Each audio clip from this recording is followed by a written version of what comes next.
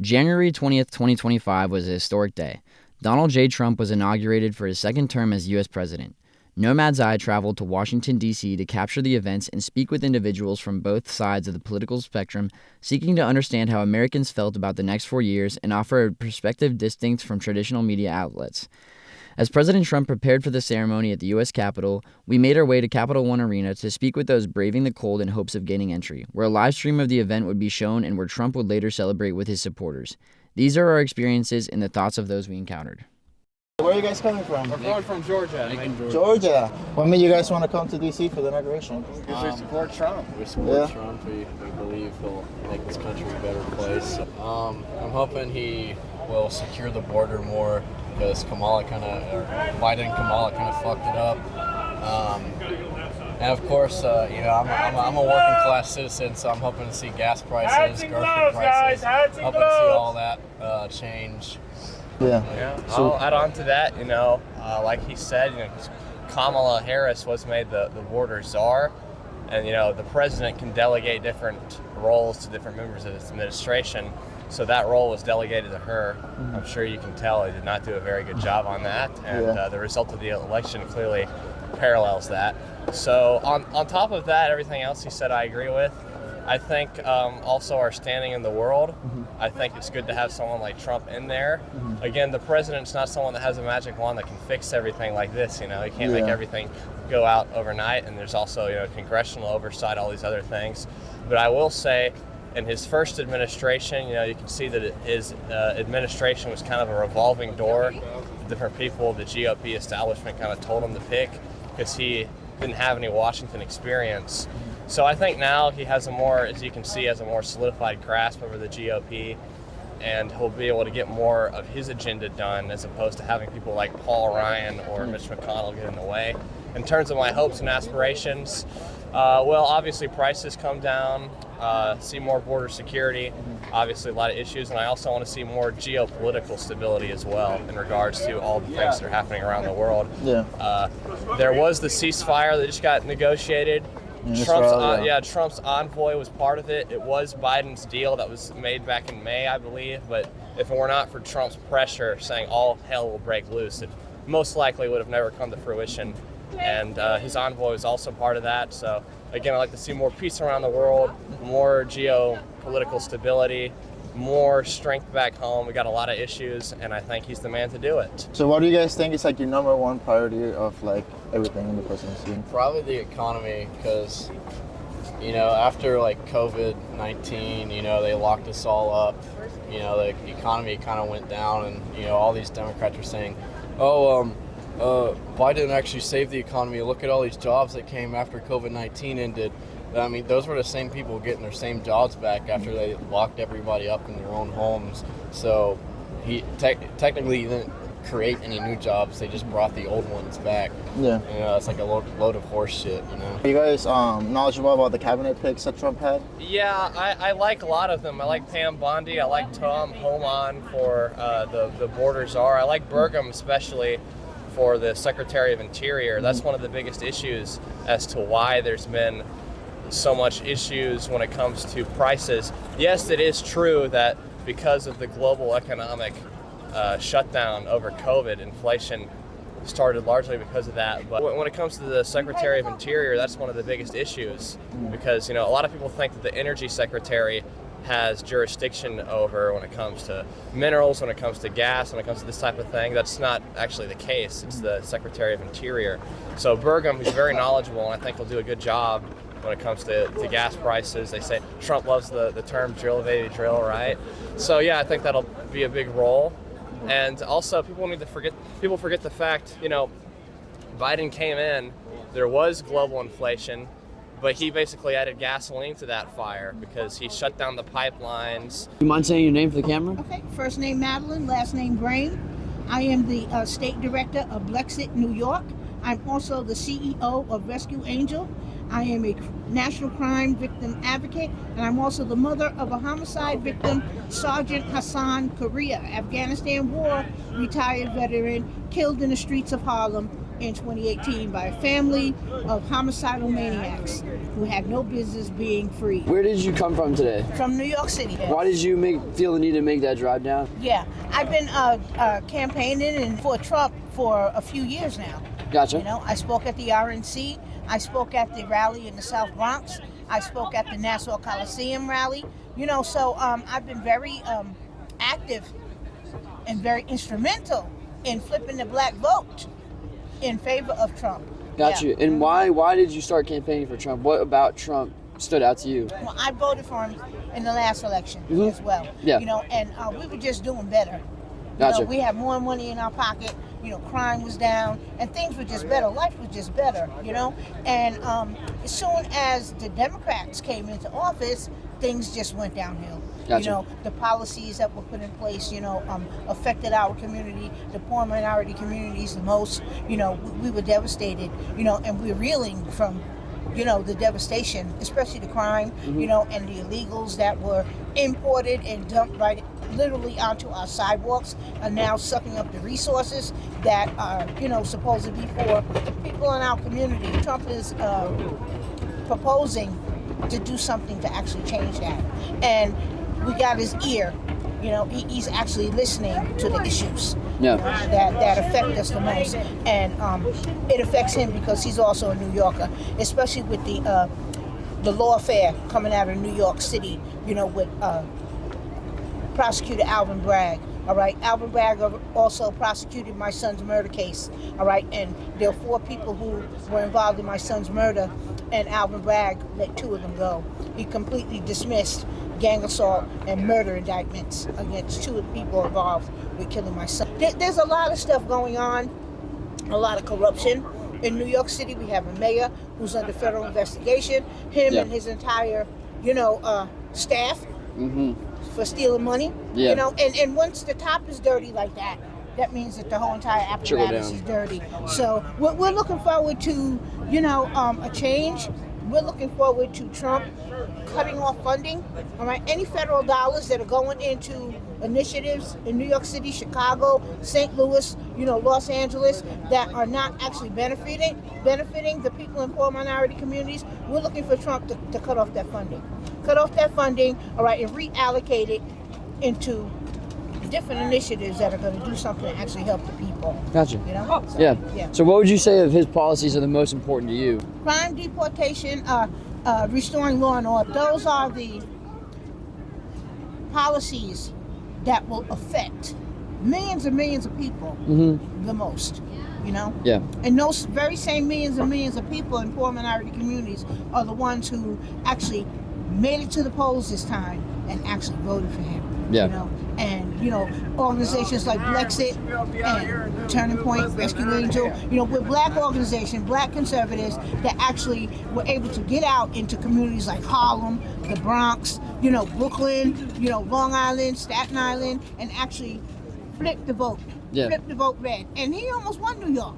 You know, 41% of the vote. That's unheard of. Yeah. That's unheard of in a blue state like that. For sure. So, you know, it has a lot to do with, you know, us black conservatives who actually got out there and got those people galvanized and motivated and inspired to get out there and vote. Yeah. Yeah. Got you. Days of his presidency are going to look like? What do you expect to come out? It's going to be crazy. It's going to be, the media's going to have a field day.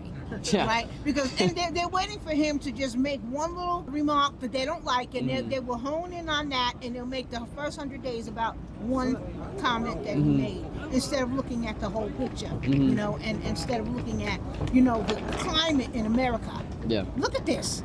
As far as the eye can see, I've walked 10 blocks already, but still. Yeah. You know? Yeah. So it's like no way all these people are getting in. However, you know, it's just being a part. Yeah. Of the vibe and the atmosphere, you know, and it's like just like a positive, strong, there's power out here. Yeah. You know, and a lot of it has to do with us keeping God first. You know, we don't look at as Trump as our God. We look at to our Lord and Savior Jesus Christ as our God. Right? And he's the one who's orchestrating this whole thing. Nobody's gonna let him get away with nothing. Yeah. Just because we love him, just because America loves him. Nah. We're looking for him to actually come through. Come through and fulfill on his promises. and do what he said that he's going to do. do. Yeah. You know, if not, even though we can't vote for him anymore, but we'll make his life miserable. Gotcha. Following our initial interviews, in which we explored further along the line, we moved to the front near the entrance of Capital One Arena.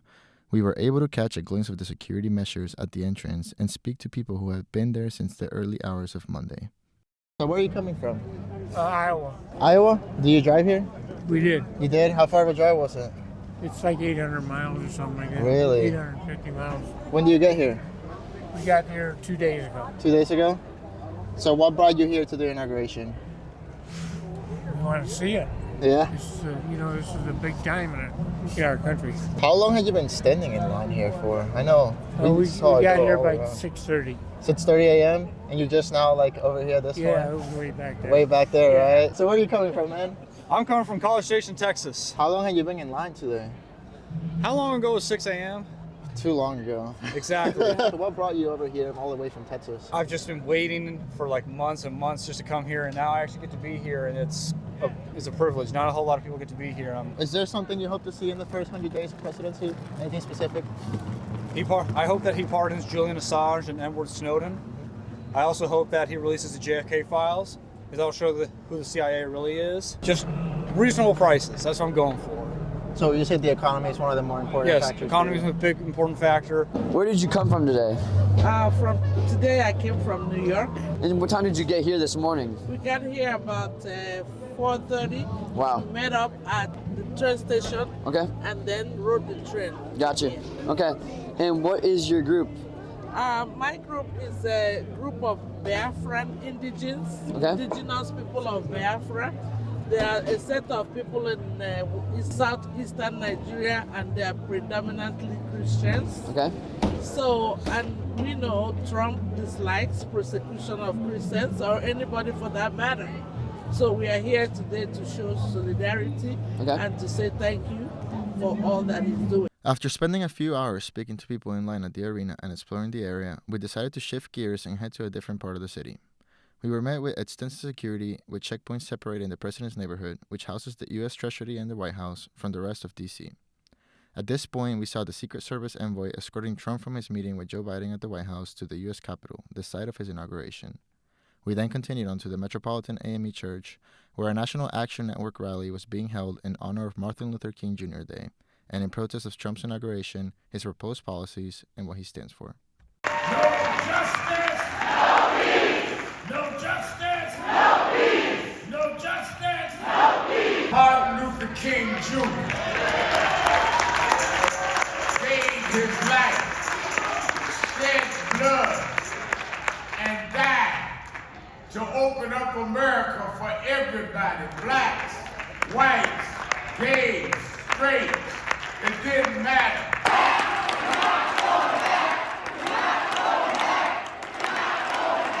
After the event, we headed outside to speak to people about their thoughts and hopes for the next 4 years. This is what they had to say. What made you feel like you had to come out here today? This day of all days, to celebrate Martin Luther King and the things he fought for was special. So that's why I'm here. How do you feel about the energy inside of the church? Very powerful, the history, this particular church, in this particular city, very powerful. And what do you think you can do today to make an impact? Well, I'm a homeless advocate, so I'm gonna do today and tomorrow what I was doing yesterday and the day before. Fight and help bring the people with lived experience to the people, the powers that be, and continue to do that. Okay, so how'd you feel about the energy inside today? It's humbling, right? When Assistant Pastor Coz, I believe her name, talked about Frederick Douglass and how he attended this church, I was immediately just humble, right? Because you're thinking about somebody hundreds of years ago that was an abolitionist, that if not for their struggle, I wouldn't be here. So first and foremost, it's very humbling to be in a church that's 106 years old. That means so much to the community, and it's inspiring knowing that we can take the legacy of civil rights so much farther.